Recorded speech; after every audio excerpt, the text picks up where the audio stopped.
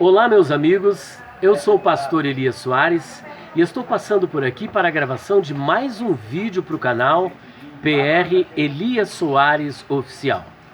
Dessa vez o nosso vídeo é um vídeo participativo porque eu estou recebendo duas figuras ilustres aqui na livraria do Pastor Elias, na rua Conde de Sarzedas, número 160, loja 27, no bairro da Liberdade, em São Paulo. A primeira figura é o presbítero Marcos Batista da Costa, de Conselheiro Lafayette. De Conselheiro Lafayette. Veja bem, ele nos segue no canal, assiste os nossos vídeos e hoje ele fez uma pergunta para lá de inusitada, que eu ainda não trabalhei essa pergunta que ele acabou de nos fazer. E nós vamos aqui interagir na resposta a essa pergunta.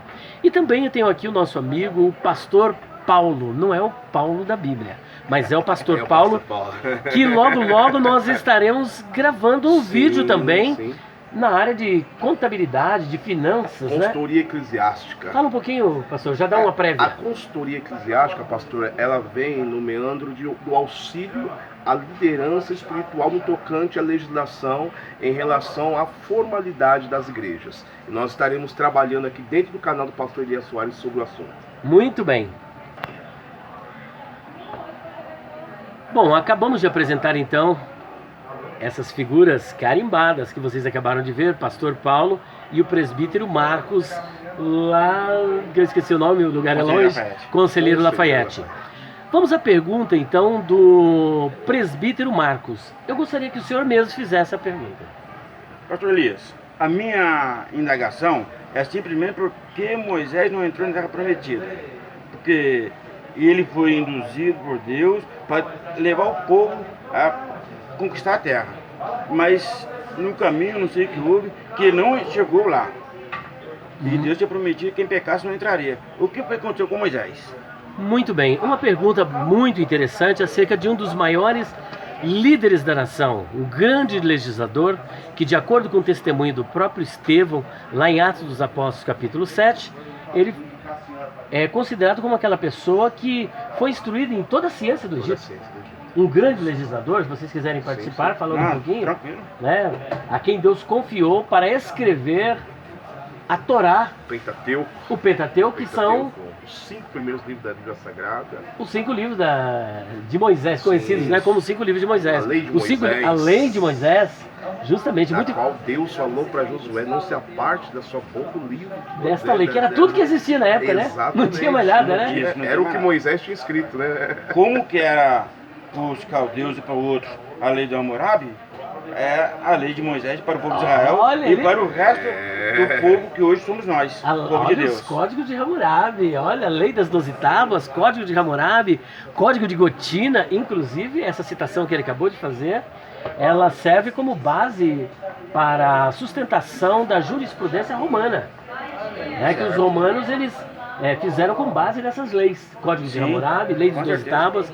Então veja que esse grande líder, homem de Deus acima de tudo, conhecido como aquele a quem a Bíblia diz em Deuteronômio capítulo 24, que nunca mais se levantou profeta algum como Moisés, com quem Deus falasse face a face. 120 anos, não acabou o seu vigor e ele estava intacto, né? Mas de repente esse homem que andava com Deus, que intercedeu tanto pelo povo, perde a oportunidade de entrar na Terra Prometida. A Bíblia responde, vamos lá? Assim está escrito: e o Senhor falou a Moisés, estou lendo Números capítulo 27 em diante. E o Senhor falou a Moisés dizendo: toma a vara e ajunta a congregação, tu e Arão, teu irmão, e falai a rocha perante os seus olhos. Eu gostaria de atentar para esse detalhe. Falai a rocha, falai. E dará a sua água, assim lhes tirarás água da rocha e darás a beber à congregação e aos seus animais. Então Moisés tomou a vara de diante do Senhor, como lhe tinha ordenado, e Moisés e Arão reuniram a congregação diante da rocha, e Moisés disse-lhes: ouve agora, rebeldes, porventura tiraremos águas desta rocha para vós? Então Moisés levantou a sua mão e feriu a rocha 2 vezes com a sua vara. E saíram águas, e bebeu a congregação e os seus animais. E o Senhor disse a Moisés e a Arão: Porquanto não me crestes a mim, para me santificar diante dos filhos de Israel, por isso não metereis esta congregação na terra que lhes tenho dado.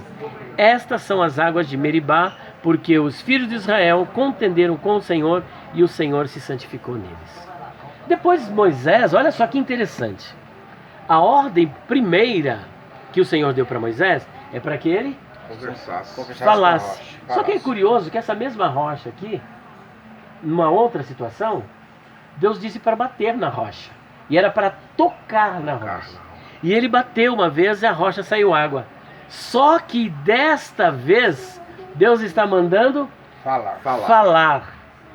Bater é muito diferente de falar. Então o primeiro ponto que nós devemos abordar para responder à pergunta do presbítero é que Deus mandou falar e Moisés bateu. Ele feriu a rocha. E quantas vezes? Duas vezes. E por isso ele não pôde entrar na terra prometida.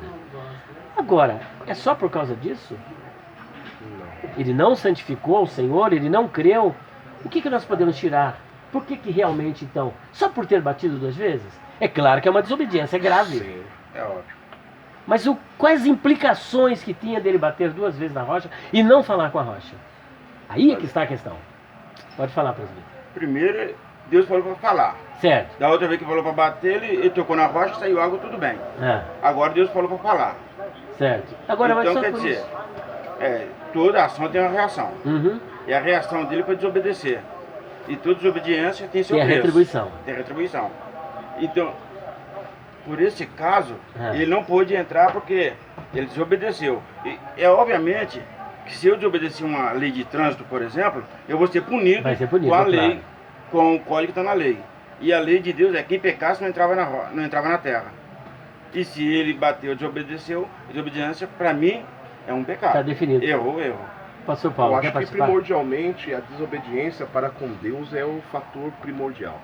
Primeiro, de cumprir tudo aquilo que está escrito. Tudo aquilo que está escrito, determinação que Deus deu. Deus falou para ele apenas conversar, mas ele foi lá e feriu não só uma, mas 2, e mostra aí realmente o descontentamento de Moisés para com o povo. E no momento de fazer a ordem de que Deus determina, a gente precisa deixar nosso relacionamento com o povo e observar daquilo que Deus mandou. Está acima. Exatamente. O que Deus manda está acima da nossa condição, o nosso relacionamento com o povo. E Moisés, ele tomou ali uma atitude com raiva do povo. Que tem hora que o povo deixa você. Deixou Moisés tão desesperado, né? Tão nervoso. Que Moisés tão tomou uma estressado. atitude extrema. E esqueceu de fazer o povo observar a santificação para com Deus na obra que estava para ser realizada. Pois está aí, olha, os nossos amigos que são inscritos no canal, participando e ao mesmo tempo já dando a resposta a essa pergunta. Eu gostaria apenas de acrescentar um detalhinho, porque essa rocha não era uma simples rocha. O apóstolo Paulo, quando ele vai fazer alusão a essa rocha, está aqui em 1 Coríntios, capítulo 10, no versículo de número 4, olha só o que Paulo diz. E beberam todos de uma mesma bebida espiritual, porque bebiam da pedra espiritual que os seguia, e a pedra era Cristo. Aqui nessa rocha tem um caráter tipológico, não era apenas uma pedra, porque a primeira vez em que ele fere a rocha, por ordem de Deus, a pedra estava em Meribá. Em Meribá, na verdade, nesse segundo lugar era chamado Cades Barneia, onde eles estão na região de Cades Barneia. É que Meribá, na verdade, significa contenda. E na primeira vez, essa rocha estava numa localização. Desta segunda vez, em Cades Barneia, nessa região, são 145 quilômetros de distância. E era a mesma rocha. Como é que essa rocha andou? Paulo está respondendo aqui, olha. E a pedra espiritual que os seguia, olha que curiosidade, era Cristo. Tanto é verdade que na tradição e na lenda judaica, eles chamam essa pedra de Even Galgal, que significa a pedra que rola. Então essa pedra, ela tinha um caráter tipológico e ela apontava para Cristo, sendo ferido pelas nossas transgressões e moído pelas nossas iniquidades. Jesus não foi ferido 2 vezes, apenas uma vez, e é por isso que o pecado da blasfêmia contra o Espírito Santo, que é tratado lá em Mateus capítulo 12, versículo 40, ou melhor, capítulo 12, não no versículo 40, ela não tem perdão, que é atribuir a Deus, atribuir aos demônios uma obra que você tem certeza que foi o Espírito Santo que fez. Maldosamente e deliberadamente você faz isso, então é uma blasfêmia contra o Espírito Santo. É esse pecado que não tem perdão, a blasfêmia contra o Espírito Santo, que é atribuir a Satanás uma obra que você tem certeza e por maldade, por rebelião, você diz que foi feita, ou melhor, foi feita pelo Espírito Santo, mas você diz que foi Satanás. Você tem a intenção de ferir a pessoa do Espírito Santo. A pessoa do Espírito Santo. Então foi o Espírito Santo que fez. E você maldosamente atribui isso a Satanás. Se eu falei diferente, a real é essa. Foi o Espírito Santo. Você sabe e tem certeza. Mas você diz que foi Satanás. Isso é blasfêmia. Pastor, o senhor acha que uma pessoa que é apostada, sabendo que Deus precisa daquele, ele apostatou da fé, pecou contra o Espírito Santo? Todo pecado é contra o Espírito Santo. Mas esse da blasfêmia, quando você atribui a Satanás uma obra que você sabe e tem certeza, e maldosamente você sabe que é o Espírito Santo que fez, essa é a blasfêmia. Um apóstata, se não foi um apóstata deliberado, maldoso, ele ainda pode voltar. Consciente, né? Porque às vezes a pessoa, se a gente analisar Hebreus capítulo 6, 4 a 8 e também o capítulo 10, você vai ver que a apostasia é diferente da pessoa, e aqui não vai incentivo para ninguém sair por aí pecando. Certo. O camarada bebeu, causou um escândalo, ele não é um apóstata, ele teve um momento de descuido espiritual, caiu, mas se ele se arrepender, ele volta. Sim. Ou como qualquer outro pecado. Só que esse pecado contra o Espírito Santo, que é a blasfêmia, atribuir a Satanás aquilo que você sabe que foi o Espírito Santo que fez, Jesus disse que não tem perdão. Tudo bem. Então, só finalizando, então, essa rocha, ela representava Cristo. Cristo não pode ser ferido 2 vezes, porque ele não pode morrer 2 vezes pelo pecador. Por isso que a Bíblia diz que é impossível que aqueles que uma vez se apostataram maldosamente, deliberadamente, sejam renovados novamente para o arrependimento, porque seria necessário Cristo morrer de novo. Está lá em Hebreus capítulo 6, versículo 8. Portanto, o grande problema de Moisés é que quando ele toca na rocha 2 vezes, ao invés de falar, ele quebra um caráter tipológico. Ele quebra um caráter tipológico, como nós estávamos agora há pouco falando aqui sobre a tipologia do tabernáculo. Cada peça do tabernáculo apontava para Cristo. Então essa pedra também apontava para Cristo, porque nós vemos aqui o antítipo desta pedra, Paulo concluindo: e beberam todos de uma mesma bebida espiritual, porque bebiam da pedra espiritual que os seguia, e a pedra era Cristo. Portanto, portanto, Moisés ele foi rejeitado, não pôde entrar na terra prometida, e além disso, ele morreu lá no monte lá na região de Moabe. Sim. Na região de Moabe, Viu a terra. viu a terra, mas ainda teve uma morte privilegiada. Por quê? Ele não morreu de doença, ele tinha 120 anos, seus olhos escureceram, o Senhor o recolheu e o Senhor escondeu o seu corpo. Por que Deus escondeu? É mais uma pergunta, né? Por que Deus escondeu o corpo de Moisés? Por que será que ele escondeu, hein? Para não virar uma idolatria no meio do povo de Israel e, obviamente, seria mais um Deus como foi Samuel. Baal e outros mais. Não, e como Samuel, também. Invocar. Então, para ele evitar a romaria, para evitar a necrolatria, ou seja, a adoração de um morto, ou também o que nós chamamos de necromancia. Necrolatria, adoração a morto. Necromancia, adivinhação através de um morto, que era uma prática adivinhatória. Era a intenção de Satanás, por isso que procurou o corpo de Por Moisés. isso é que ele procura, porque para fazer o povo pecar. Para fazer o povo pecar. Não é como alguns pensam que era porque o arcanjo Miguel queria ressuscitar e Satanás queria impedir. Não. Como é que Satanás ia saber que Deus estava querendo ressuscitar Moisés? Se é que ele queria, que o que não está escrito, que nós não concordamos, ele tinha que, no mínimo, ter ouvido isso de Deus, ou conhecer os projetos de Deus. Então veja que isso está totalmente descartado, porque Moisés não ressuscitou. Ele foi sepultado, 30 dias o povo chorou pela morte de Moisés, de acordo com o que está em Deuteronômio capítulo 34, versículo 8. E depois, no livro de Josué capítulo 1, versículo 1 e 2, Deus disse assim para Josué: Moshe Avdi met. Moisés, meu servo, está morto. 30 dias depois ele continuava morto, diferente do que diz o livro da profetisa Ellen White, que o corpo dele foi ressuscitado antes que visse a corrupção. Portanto, não tem respaldo para a ressurreição de Moisés. E outra, se ele ressuscitou, olha só, o que é que Paulo faz com o texto de 1 Coríntios capítulo 15, 23? Onde ele mostra que Jesus é o primeiro a ressuscitar para nunca mais morrer. A primícia dos que dormem, sem corrupção, morreu para nunca mais morrer. Ressuscitou para nunca mais morrer. Por terra, né? Cai por terra. Você está me entendendo? Os escritos de Paulo teria que ser esquecido.